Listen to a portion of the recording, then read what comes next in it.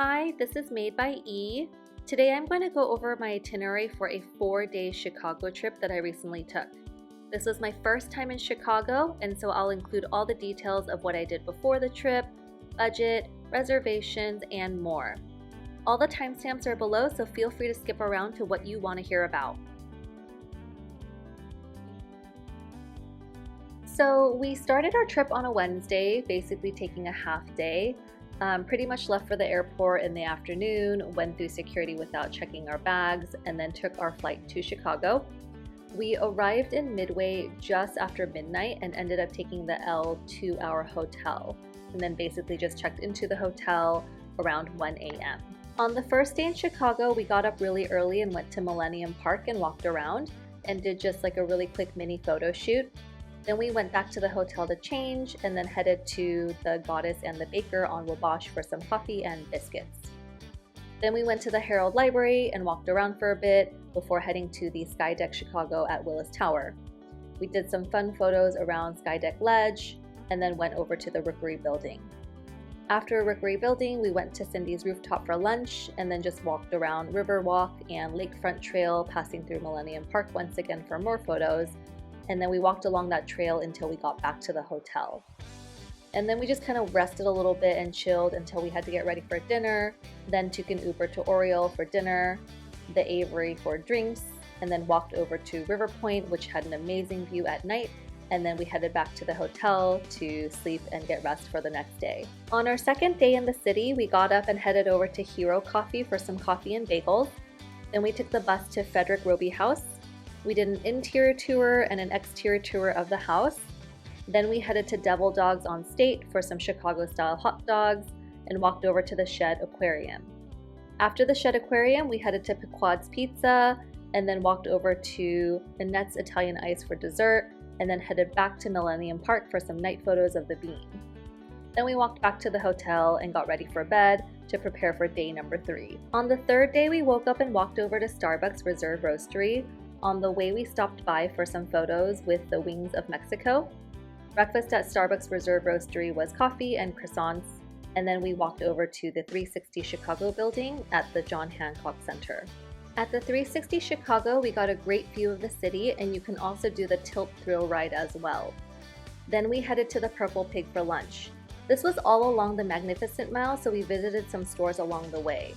After lunch, we headed to Russian Tea Time to pick up a slice of cake. And then I walked over to the Art Institute of Chicago and enjoyed my cake on the steps before going in. We walked around the Art Institute of Chicago for a while and then headed to Garrett Popcorn Shops for a snack. And then we took the L over to Portillo's Hot Dogs for some more snacking. And then we took the bus over to Shoreline Sightseeing and we got to relax and enjoy the Chicago architecture tour as the sun was setting. Then we took the L to the Grill and the Goat for dinner. Then we walked over to Jeni's Splendid ice cream for a nightcap before heading back to the hotel. On our last and final day in Chicago, we got up and checked out of our hotel and took an Uber to Kasama. After breakfast, we dropped the hubby off at Soldier Field for a football game and I headed over to the Field Museum. After the Field Museum, we picked up the hubby and headed to the airport. At the airport, we picked up some food before our flight and then took a lift from the airport to our home. Our travel day was pretty straightforward. Just make sure you get to the airport at least an hour before your flight if you're traveling domestically, and keep in mind of the time difference if you are traveling from a different time zone. From the airport to the hotel, we took the Orange Line. I was actually surprised that the L was running so late. I was prepared to take an Uber or a Lyft, but since it was conveniently available, we decided to go ahead and take that to our hotel. Checking into our hotel, I think literally took about 5 minutes, probably just because it was so late, but it was really convenient. We checked into the LondonHouse hotel. I did like the hotel, but I'm not sure if I can really recommend it. It did get very loud on Friday and Saturday night. We were up on the 18th floor and I could still hear a lot of music and partying on the street. I did let our hotel know, but they basically said that they couldn't do anything about it, even though Chicago does have a noise ordinance. If you do want to stay here, I just recommend bringing some earplugs to help you sleep at night. On our first full day in Chicago, we woke up really early and walked over to Millennium Park. Millennium Park opens from 6 a.m. to 11 p.m. every day, so I set our alarm for 5 a.m. I did this on purpose because I wanted to get photos at Cloudgate, aka the Bean, without anyone in it. It was really hard to get up in the morning, but I totally think it was worth it. Got to see the sun rising against the building, so it was just really, really pretty. We walked around Millennium Park after the Bean. I would recommend checking out the J. Pritzker Pavilion, the Lure Garden, and the Crown Fountain. The park was really big, so you can really just pick whatever you want, whatever piques your interest. Then we just walked back to the hotel, just because I didn't want to spend the whole day wearing this ruffly dress. And then we walked over to the Goddess and the Baker on Wabash. It only took about 10 minutes to get there by foot. The hubby ordered a latte and I ordered a glitter gold latte, because I'm extra. But we did split a biscuit, and I don't know how they did it, but the glitter gold latte tasted like glitter, like good glitter. I can't describe it, but if glitter had a taste, this is what it would taste like, and it was delicious. I would definitely get it again. The biscuit was really good too. It had like triple berry and cultured butter in it. I would highly, highly recommend it. The only reason we split it was because we were headed to a pretty heavy lunch. If we weren't headed to a heavy lunch, I definitely would have gotten my own. After breakfast, we just walked over to the Harold Washington Library. It was about a 9-minute walk, and I went there because I love libraries. The library opened at 9 a.m. and we got there a few minutes before they opened, and there was a line to get in. I've never had to stand in line to go into a library before, but I guess it was a popular spot. Apparently I was supposed to go and check out the rooftop, but I didn't know about that until after we left.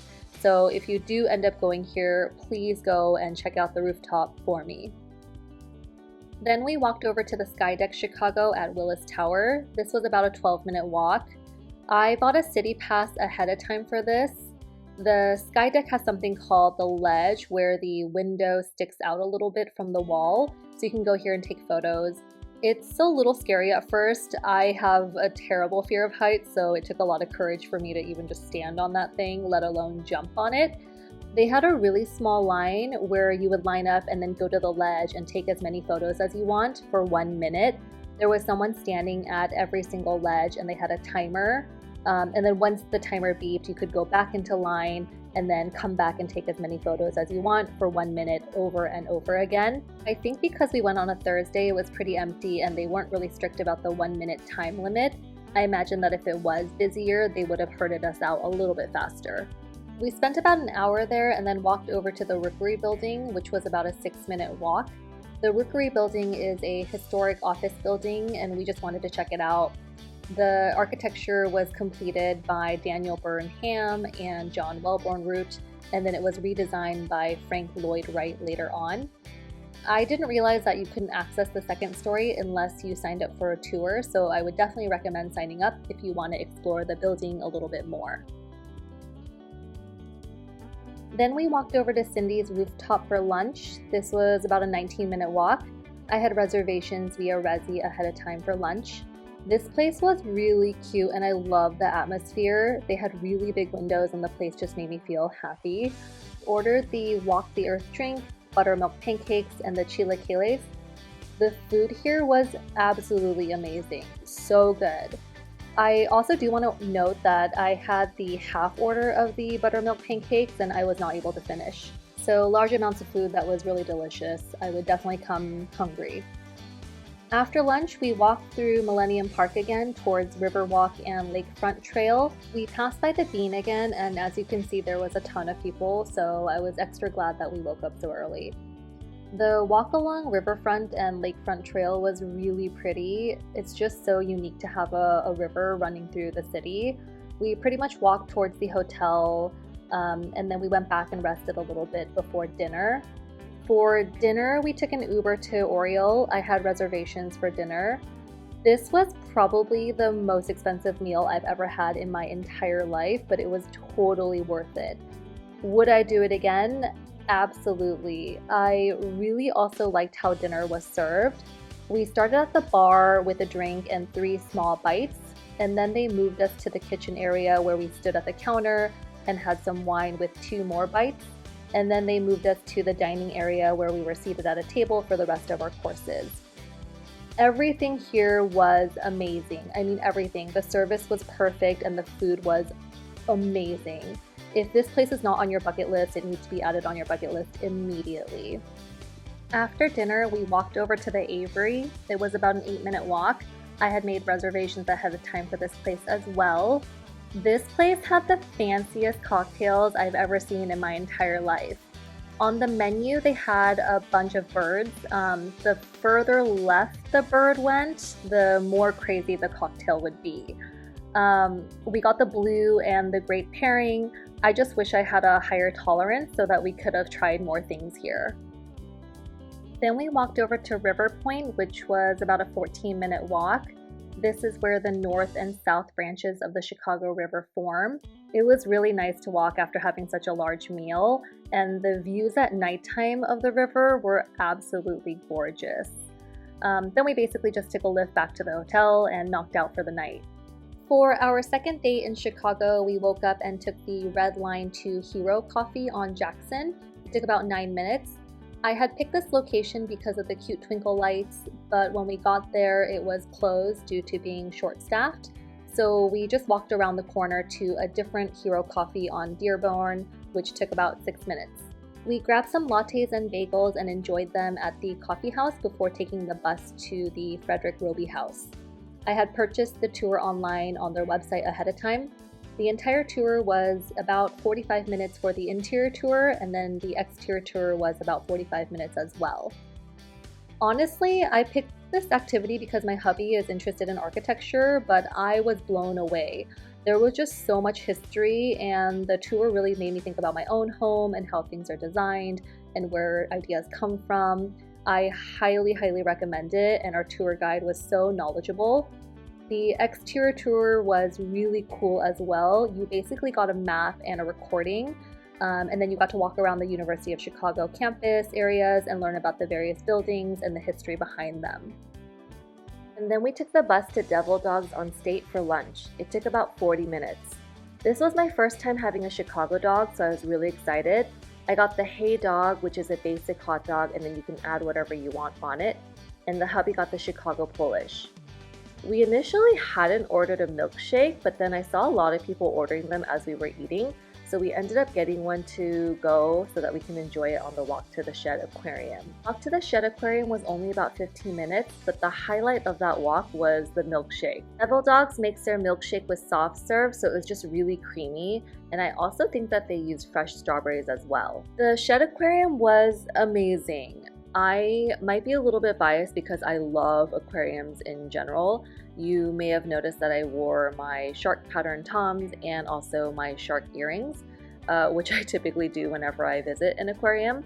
I'll typically base my excitement at an aquarium based off of if I saw a new fish or a new sea creature or I learned something new that I didn't know before. I definitely saw a few new things at the Shed Aquarium, which was just like really exciting for me. They also have multiple levels as well, so I would just make sure that you map out your visit when you get there, just so you don't miss out on anything that you wanted to see. I wish I could have stayed longer, but they closed at 5 o'clock. After the aquarium around 5 o'clock, we took the Red Line to Pequod's for dinner. It took about 45 minutes to get there. I had made reservations ahead of time, but they were really busy, and it took us about 40 minutes from our reservation time to get seated. This was my first time having deep dish pizza in Chicago, and it was freaking amazing. This place came highly recommended by a lot of people who live in the area, and I can see why. The cheese pull was perfect. For 2 people, I would recommend sharing a 10-inch pizza and maybe getting a side and some beers. After dinner, we walked over to Annette's Italian Ice for some dessert. It only took about 15 minutes to walk there. I was just expecting to get dessert and then, head back to the hotel. But then when we got there, the line was all the way around the block. It took us about an hour to get to the window to order, but it was totally worth it. We both got the Italian froyo, which is a combination of Italian ice and frozen yogurt. Annette's Italian Ice also only takes cash, so just make sure you have some on hand before you go. Then we took the L back to Millennium Park. At this point, we could have taken the brown line or the purple line, but it took about 22 minutes. I wanted to take this detour so that we could go to the park right before they closed. I figured that there'd be less people at that time, and I just wanted to get some night shots without too many people in them. It wasn't as empty as the morning, but I was able to get a few decent shots here and there just by waiting for people to kind of walk out of the picture. We walked back to the hotel and called it a day. The third day we woke up and headed to the Starbucks Reserve Roastery. It only took about 10 minutes to walk there, but we did stop by the Wings of Mexico on the way to take some photos. There was a really small line to take photos, but I would try to get there early because when we did walk by in the afternoon, there was definitely a much longer line. I could also feel that this was a Saturday. Everything just felt a lot more crowded than it had earlier in the week. So if you are going to be doing touristy things on a Saturday, I would definitely try to make sure that you have ample time to get through everything. Starbucks Reserve Roastery was insane. I kind of wish that all Starbuckses were like this. First of all, it was 4 stories. So the first story had like these handcrafted coffee beverages. The second story had like authentic Italian baked goods. The third floor had experimental coffee and different things that they typically don't have at normal Starbuckses. And the fourth floor had a cocktail bar where you could get alcoholic coffee. There was also like a little rooftop area on the 5th floor as well, but it was pretty small. I got the cold brew malt and the chocolate hazelnut cornetto for breakfast. The cold brew malt was so good. It was basically like a coffee milkshake, a perfect way to wake up, in my opinion. After the Starbucks Reserve Roastery, we walked over to the 360 building at the John Hancock Center. It was only about a 7-minute walk and it was along the Magnificent Mile, so we just kind of stopped around at some of the shops that we wanted to visit, but mostly did window shopping along the way. I bought our tickets at the counter but got a discount using the City Pass upgrade. This was the only thing that I couldn't purchase ahead of time. You had to show them the City Pass upgrade to get the discount in person. The people at the counter kept telling me that I wasn't able to get a discount, so I did have to pull this up on my phone and show them. Then they brought out a manager who was able to manually put in the discount, but it was basically just $3 off per person for the entry and then $1 off per person for the Tilt Thrill ride. I didn't end up doing the tilt ride, but the hubby did. I wanted to do it, but then I found out that the tilt part was for 90 seconds. And I just didn't think that I could squash my fear of heights for that long. So I did just enjoy the beautiful views of the city. There's also a bar at the top so you could enjoy drinks and a view if you wanted to. Afterwards, we walked over to the Purple Pig for lunch. It took about 12 minutes to get there. This was still along Magnificent Mile, so we just basically walked on the other side of the street and visited some of the shops along the way. The Purple Pig was phenomenal. Our server had suggested that we order 3 things between the 2 of us, but we did end up ordering 4 just because we couldn't make up our minds. 3 dishes probably would have been perfect, but everything was so good. I actually don't know what we would have eliminated. We got the burrata, the mushroom 3 ways, the raviolette, and the pork belly. Everything was just perfection. After lunch, we took the red line to the Russian tea time. It took about 13 minutes to get there. This was actually a detour. I had planned on going straight to the Art Institute of Chicago, but I saw the Russian tea time place and had to stop by to see if they had honey cake. They did, so I ended up getting a slice to go. It's just been a minute since I've had honey cake, and I was able to just enjoy it on the steps of the Art Institute Chicago since it was only a block away. Then we went in and enjoyed various arts at the Art Institute of Chicago. I had bought tickets ahead of time on their website, so it's pretty easy to just walk right in and just show the tickets on my phone. This place was massive. We spent about 3 hours walking around and enjoying, all the various types of art, but we definitely could have spent more time there as we weren't able to see everything. So I would just make sure that you map everything out when you do visit, just to make sure that you see everything that you want to see first. And of course, I had to take my legendary Ferris Bueller photo as well. The Art Institute of Chicago closes at 5 o'clock, so afterwards we walked over to Garrett Popcorn Shops for some Chicago-style popcorn.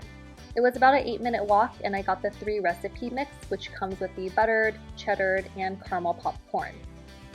And we took the red line to Portillo's hot dogs, which took about 13 minutes. I originally wasn't planning on going here, but one of my coworkers had recommended it, and we had a little bit of extra time, so we decided to stop by.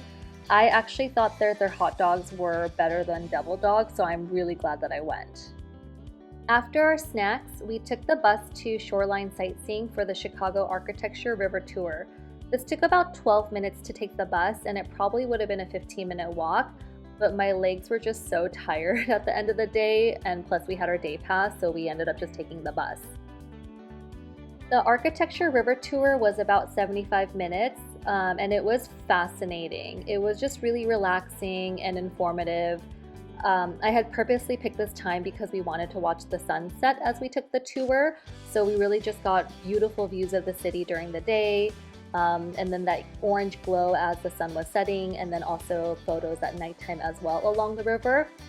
I got the tickets ahead of time with our city pass, and would definitely recommend this tour to anyone who's visiting the city. After our river architecture tour, we took the Green Line to the Grill and the Goat for dinner. This took about 22 minutes. I had made reservations ahead of time on Open Table. They're definitely known for their sauteed green beans, so I highly recommend you order those if you do end up coming here for dinner.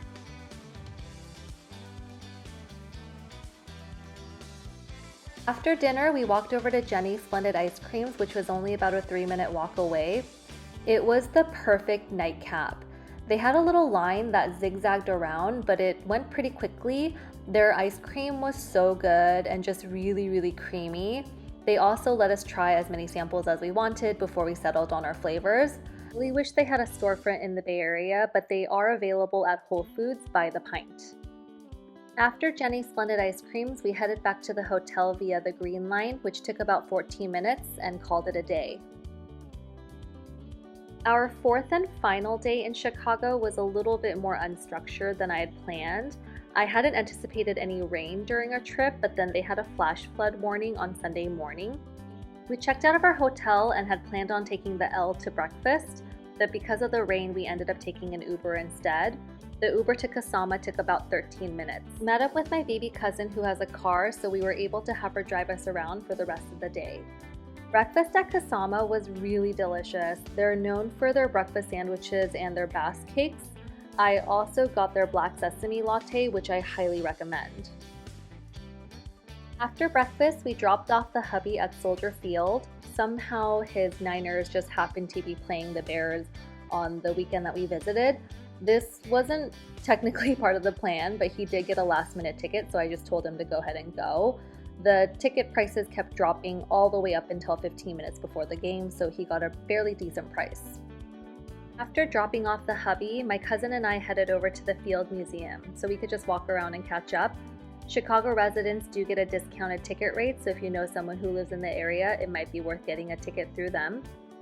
This museum is a natural history museum, and I didn't know this before, but apparently it's one of the largest such museums in the world. I really liked how immersive some of the exhibits here were, and I definitely wished I could have spent more time here, but we did have to cut it short just so that we could make our flight back home. After the Field Museum, we scooped up the hubby from the game and headed to the airport. Our flight was pretty uneventful, and that was pretty much our 4 days in Chicago. I want to go over transportation in Chicago. On the days that we took Uber and Lyft, I would just recommend that you check both options. Sometimes Lyft was cheaper and sometimes Uber was cheaper, so definitely make sure that you open up both apps. I would highly recommend the CTA, the Chicago Transit Authority. It was just really convenient. I mean, almost everything was within walking distance, but it was really nice to have that option for eateries and activities that were further away, just to be able to take the L or the bus. The day pass was only $5 for unlimited rides. And so that was really convenient as well. They also have something called Metra, but that's a different transit connection, so we didn't take anything that had Metra lines attached to it. This was our budget and spending for the 4 days that we were in Chicago. Keep in mind that this is only for 2 people, so if you're traveling solo or have a large group, your budget may need to be adjusted. This first page has how much we spent on food and snacks. Don't forget that this also includes our very fancy meal from Oriole, which was totally worth it. And the second page has our flight, hotel, activities, and transportation. We spent just over $3,000 on this trip. Keep in mind that we did use our miles for our flight and our hotel rewards for our hotel, so if we had paid for those, it probably would have been closer to about $4,000. The last thing that I want to talk about is reservations and tickets. This is probably the most important part in planning your trip. I pretty much started planning for everything about 3 months before our trip. A lot of popular restaurants in Chicago will fill up very quickly, so I kept an eye out for reservation windows and when they would open. Once they opened, I would snag them as fast as I could when they became available. I typically will set calendar reminders to make sure that I check the reservation times and things like that. Same thing with the City Pass. Just because I bought a City Pass, it didn't mean that I was able to start booking things right away. Some of the windows for certain activities opened up a little bit later, so I had to keep an eye out for those as well. If you have any questions, feel free to comment below, but otherwise I hope you found all these details to be helpful.